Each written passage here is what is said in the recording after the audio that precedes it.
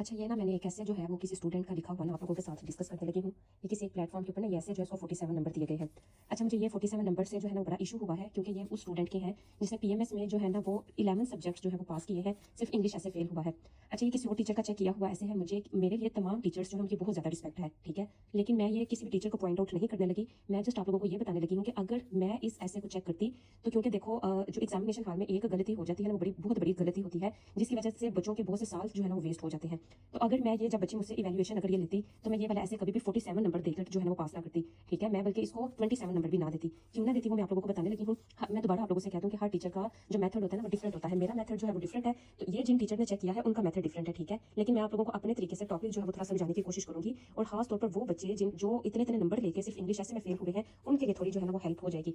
तो ना ये देखो, ये टॉपिक जो इस बच्ची ने अटेम्प्ट किया है, ये मैं आप लोगों को थोड़ा सा जो है ना वो दिखा भी देती हूँ। ये देखो, ये टॉपिक जो है ना वो है economic growth without distributive justice breeds violence, ठीक है। अब मैं आप लोगों को ना एक जब इंग्लिश ऐसे करवाती हूँ ना, तो आप लोगों ने ना एक बात याद रखनी है, वो ये कि ये जो की टर्म्स होती है ना ये बड़ी इंपॉर्टेंट होती हैं। देखो, यहाँ पर एक की टर्म है इकोनॉमिक ग्रोथ की, दूसरी की टर्म है डिस्ट्रीब्यूटिव जस्टिस की, और तीसरी है ब्रीड्स वायलेंस। मैंने इनको ना सेपरेट लिखा है। इस बच्चे ने क्या किया है, उसने ये जो इकोनॉमिक ग्रोथ की टर्म है इसको निगलेक्ट कर दिया है। दूसरे नंबर पर अगर आप लोग ये वाली जो थीसिस स्टेटमेंट है ना, ये देखो, तो इसकी थीसिस में ना उसने शुरू किया है distributive justice is the corner stone, मतलब जो सब्जेक्ट ऑफ ऐसे है ना उसे उसने तब्दील कर दिया है। यहाँ पर जो सब्जेक्ट है ना वो इकोनॉमिक ग्रोथ का सब्जेक्ट है। ये जो ऐसे है ये डिस्ट्रीब्यूटिव जस्टिस से शुरू नहीं होता। वो आपसे कहता है कि इकोनॉमिक ग्रोथ हो रही है, ठीक है। जैसे आप लोगों को पता है एक ग्रोथ होती है, एक डेवलपमेंट होती है, दोनों सेम नहीं होती। इंडिया में क्या है, इंडिया में ग्रोथ है, ठीक है। उसने कहा कि अगर इकोनॉमिक ग्रोथ हो रही है लेकिन यहाँ पर डिस्ट्रीब्यूटिव जस्टिस नहीं है, तो वो ग्रोथ का कोई फायदा ही नहीं, वो जस्ट जो है वायलेंस लेकर आएगी। बच्ची ने क्या किया है, बच्ची ने लिखा हुआ है, मैं यहाँ पर ना स्क्रीन भी शेयर कर दूंगी। उसने लिखा हुआ है distributive justice is the corner stone of a fair and equitable society, ठीक है। अब ये देखो, उसने डिस्ट्रीब्यूटिव जस्टिस के लिहाज से लिख दिया। टॉपिक तो यहाँ से ही गलत हो गया। It is not about distributive justice, it is about economic growth. अब इकोनॉमिक ग्रोथ क्या है, आप लोगों ने बताना था कि ये जो है ना आप लोगों की इकोनॉमिक ग्रोथ उसमें क्या आता है, और इस सब के आने की वजह से भी वायलेंस जो है ना वो मुआशरे में आती है, ठीक है। अब वो मैं आप लोगों को बताती हूँ। अच्छा, जो इकोनॉमिक ग्रोथ होती है ना उसमें क्या है, उसमें आपकी लेबर ज्यादा है, आपका कैपिटल ज्यादा हो रहा है, आपके रिसोर्सेज को यूज किया जा रहा है, आपकी टेक्नोलॉजी आ रही है, इंडस्ट्रियलाइजेशन ज्यादा हो रही है, रैपिड ग्रोथ, अर्बनाइजेशन है, प्रोडक्शन बढ़ रही है, इंफ्रास्ट्रक्चर भी है, ओवरऑल जीडीपी भी इंक्रीज हो रही है। लेकिन इस इकोनॉमिक ग्रोथ में क्या नहीं है वो उसने पूछा है। इसमें फेयरनेस जो है ना वो होनी चाहिए थी, वो फेयरनेस नहीं है। इसमें इक्वालिटी होनी चाहिए थी, इसमें इनइक्वालिटी है। इसमें जो है ना वो मेरिट बेस्ड जो है ना वो हर डिसीजन लिया जाना चाहिए था, बट यहाँ पर एक्सक्लूजन है और वो ऑल डोमेन्स में है, ठीक है। अब इस जो है ना वो डिस्ट्रीब्यूटिव इनजस्टिस की वजह से, मतलब जो जस्टिस होना था वो नहीं हुआ, तो उसकी वजह से क्या हो रहा है, उसकी वजह से ये वायलेंस हो रही है। ये वायलेंस मैं आपको बाद में समझाती हूँ। इस बच्ची ने जो है वो वायलेंस लिखा हुआ है। अब जो वायलेंस है इसमें टोटल जो है ना वो 7 हेडिंग्स में नहीं है। अब उसने 7 हेडिंग्स में ना पहली वाली क्राइम्स की ही लिखी है। उसने लिखा society becomes a breeding ground for growth of crimes, ठीक है। मतलब उसने वायलेंस को क्राइम्स के साथ लिखा है। तो ये फर्स्ट वाला आर्गुमेंट जो है वो ठीक है। सेकंड वाला आर्गुमेंट भी जो है ना वो इतना रेलिवेंट नहीं है, ठीक है। उसके बाद थर्ड वाला भी जो है वो रेलिवेंट नहीं है। Deterioration of rule of law को जो है ना वो एक्सप्लेनेशन पर हम देखेंगे कि वो रेलिवेंट है भी कि नहीं, ठीक है। हाँ, इंस्टेबिलिटी वाला और वो जो लास्ट पर लिखा हुआ है ना स्टेट पिलर्स वाला, तो वो आर्गुमेंट जो है वो रेलिवेंट है। टोटल 8 आर्गुमेंट्स में से या 8 आइडियाज जो उसने लिखे हैं जिनको आगे जाके आर्ग्यू करेगी, डिफरेंट डिस्कोर्सेस को यूज करेगी, तो वो क्या है, उसमें सिर्फ 4 आर्गुमेंट्स रेलिवेंट है, ठीक है। मतलब आपके 1500 नंबर ऑफ वर्ड्स हैं, अगर इनमें एवरेज जो पैराग्राफ राइटिंग है तो वो 100 वर्ड्स के लिए लिखी गई है, ठीक है। उसमें 400 वर्ड्स जो है वो रेलिवेंट हो गए और बाकी क्या है, बाकी बहुत सारी इन्फॉर्मेशन इरेलीवेंट हो गई है, अननेसेसरी इन्फॉर्मेशन है।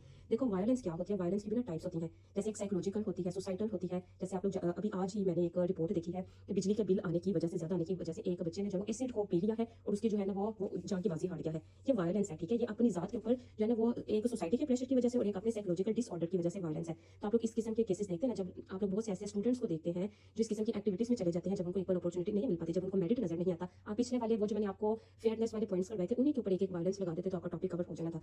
अच्छा, फिर आजकल पाकिस्तान में डोमेस्टिक वायलेंस बहुत ज्यादा, डोमेस्टिक वायलेंस जो है इसकी टाइप में आती है, सोशल अनरेस्ट है, कम्युनिटी वायलेंस है, जेंडर बेस्ड वायलेंस है। और उसमें ना फिर मैंने डिफरेंट टाइप्स भी लिखी हैं। जैसे कोविड के पीरियड में जब इकोनॉमिक बैरियर्स बहुत ज्यादा हो गए थे, आप लोगों ने उस टाइम पर वायलेंस देखी थी।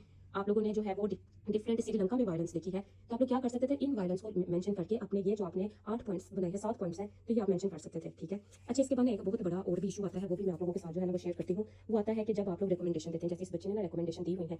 अच्छा, ये जो रिकमेंडेशन का मेथड होता है ये भी एक्सेप्टेबल नहीं। जो भी सोल्यूशन होता है ना वो हमेशा सजेस्ट किया जाता है, कभी भी इंपोज नहीं किया जाता। उसने जो है allocation of resources among the message without जो है ना वो एनी डिस्क्रिमिनेशन लिख दिया है। आप लोग कभी भी इंपोज नहीं कर सकते। आपको स्ट्रेटेजी बताओ ना, स्ट्रेटेजीज जो है वो डिफरेंट स्ट्रेटेजीज है। चाइना की स्ट्रेटेजीज है, उसने क्या किया था, उसने इंक्लूसिव ग्रोथ की थी। इंक्लूसिव ग्रोथ जो है वो आप लोगों की स्ट्रेटेजी है, ठीक है। अच्छा, फिर मैं आप लोगों को स्ट्रेटजीज बता रही थी, जैसे चाइना रैपिड ग्रोथ थी, उसने क्या किया था, उसने वर्ल्ड लार्जेस्ट इकोनॉमी बनने के लिए पॉवर्टी रिडक्शन की थी। ठीक है, पॉवर्टी रिडक्शन आपकी स्ट्रेटजी है। रिसोर्सेज को या तो बताओ ना आप लोग किस तरीके से जो है ना वो एलोकेट करना चाहते हैं। इतनी बड़ी आप लोग किसी भी मार्केट की बुक में देख लो, ये वाली स्ट्रेटजी लिखी होती है कि इक्वल डिस्ट्रीब्यूशन ऑफ रिसोर्सेज, ये equal distribution of resources impose किया जाता है। इतना बड़ी स्ट्रेटजी आप कैसे लिख सकते हैं। फिर उसके अलावा जो है ना वो साउथ कोरिया का इकोनॉमिक मॉडल हमारे सामने आता है। उसने क्या किया था, उसने investment in knowledge in education की थी। ठीक है, फिर हमें इंडिया का आईटी बूम नजर आता है। इंडिया क्या कर रहा है, इंडिया जो है वो मिलियन ऑफ जॉब्स जो है वो क्रिएट कर रहा है। फिर हमारे पास जो है वो सिंगापुर की एग्जांपल आती है। सिंगापुर जो है वो बिजनेस फ्रेंडली इकोनॉमीज की तरफ जा रहा है। तो ये स्ट्रेटजीज होती हैं जिसमें बिजनेस फ्रेंडली की आप बात करते हैं, आप इंप्लॉयमेंट अपॉर्चुनिटीज की बात करते हैं, आप पॉवर्टी रिडक्शन की बात करते हैं। अगर आपने किसी रिसोर्स को लिखना आप उसको मेंशन करते हैं। अच्छा, मैं अगेन बता दूं कि मेरा जो ये वीडियो बनाने का पर्पस था, आप लोगों को टॉपिक समझाने का पर्पस था, ये मेरे पास अपने स्टूडेंट्स के भी जो है ना वो चेक किए हुए ऐसे पड़े हैं। ये भी किसी दिन मैं आप लोगों के साथ शेयर करूंगी। तो मेरा पर्पस ये था कि ये अभी इतना बच्चे जो है ना वो इस पीएमएस के रिजल्ट के बाद, खासतौर पर वो स्टूडेंट्स जिन्होंने दो अटेम्प्ट्स पास की हुई थी, उनकी ये वाली अटेम्प्ट जो है वो फेल हो गई और सिर्फ ऐसे की वजह से। तो मैंने उनको बताना चाहा था कि आप लोग ठीक है, आपको लगता है कि आपने बड़ा अच्छा मटेरियल लिखा है, सब कुछ लिखा है, ऐसे पास क्यों नहीं हुआ। तो ये भी रीजन होती हैं। अब देखो ना, इस बच्चे के सिर्फ 400 वर्ड्स जो वो ठीक होंगे, तो कितनी ज्यादा, इवन थीसिस में उसने खुद ही अपना ब्लेंडर शो कर दिया कि उसको टॉपिक ही समझ नहीं आया। ठीक है, आप लोग अगर चाहते हैं कि मुझसे वैल्यूएशन लेना चाहते हैं या मेरा सेशन ज्वाइन करना चाहते हैं तो आप लोग मुझसे कॉन्टैक्ट कर सकते हैं। मैं अपना व्हाट्सएप नंबर जो है ना वो आप लोगों को पिन कर दूंगी। अल्लाह हाफिज़।